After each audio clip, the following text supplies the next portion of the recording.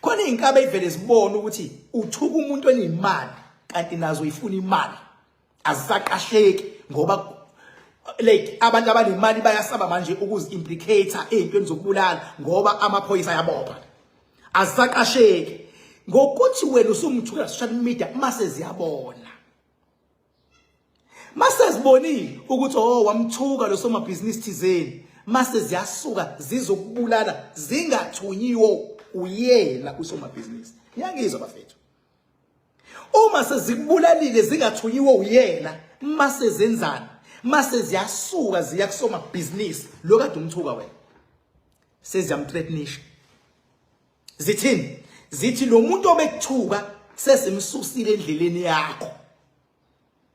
wena sinike ku200,000 okusimsusile lo muntu uma ungasiniki sizokuthi besithunywa wena uyayizwa indaba ngomuntu nje ovela khuluma ngana ukuthi uyabo uma ungasiniki le mali sizokuthi besithunywa wena sesimsusile endleleni awusithumanga kodwa ngoba sifuna imali lo muntu bephazamisa wena sesimbulalile sinika u200,000 hayibo ngihlangana naphi nani anginazi mina nobani nina uma ngabe ungasiniki sohlanganisa wena licala isilenzile ubani kodwa umuntu odala yonke lento umuntu ovele kwenza ku social media kwazi ukukhuluma engazi ukuthi ubani olalele. Ngiphinde nginamukele ngenza ukuthi kuyona ke i-channel lana bafethu King Bhaka lo is explaining njengoba sisanda kudlulelwa ke uyena ke udubula lapha ukuthi ke kuyenzeka ukuthola ukuthi ke umuntu nje in general okodwa ke okhuluma mhlambe ke izinto ke ezicasula abantu noma ke ozama ke ukucindezela ke noma ke ukudicilela ke igama lomunye umuntu phansi ngezinkulumo ke asuke ezenza bese kuba ukuthi ke lezo zinkulumo zilidele ekuthenini ke kube ukuthi ke zibonwa abantu okuyibona ke abasebenza ke ngokuthi ke bechitha igazi labantu baphila kanjalo kahle kahle abantu ababizwa ngeinkabi so la iyona into ayishoyo la ukuthi zigcine ke lezo inkabi zihambe zibulale kodwa bese ukuthi ke zithreatenisha lo muntu okade ke ukhuluma kabi ngaye bese kuba ukuthi uyena ke okhokhela zona by force yabo ngoba zisuke ziqamba zimthembisa ukuthi zizoqamba amanga ngegama lakho ukuthi ke zimqhathe nani ke nalo lelo cala lokhu ke kunginikeza ke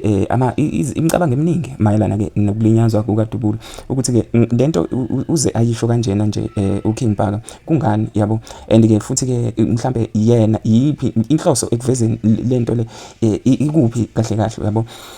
uma kuukuthi khona mhlambe idea nawe kufikelayo noma ke opinion you can leave a comment down below kodwa ke ngizoke ngifundele nje ama comments ambalwa ke kuyona le video lapha ku TikTok uthi ke ipostwe le video ipostwe uyena ke usiqiniseko isiqiniseko Mvelasi lapha na ke 2 hours ago lana ke uthi ke akekho uthi ke ubheka bakubo la ku comment section yayo le video uthi ke akekho ke umuntu ke ongabulala umuntu engathunyiwe bese ke eya kusomabhizinisi ke usukhanda ke istory kusho yena lapha na ke abanye base bephelezela ke yona le comment usanele ke sengani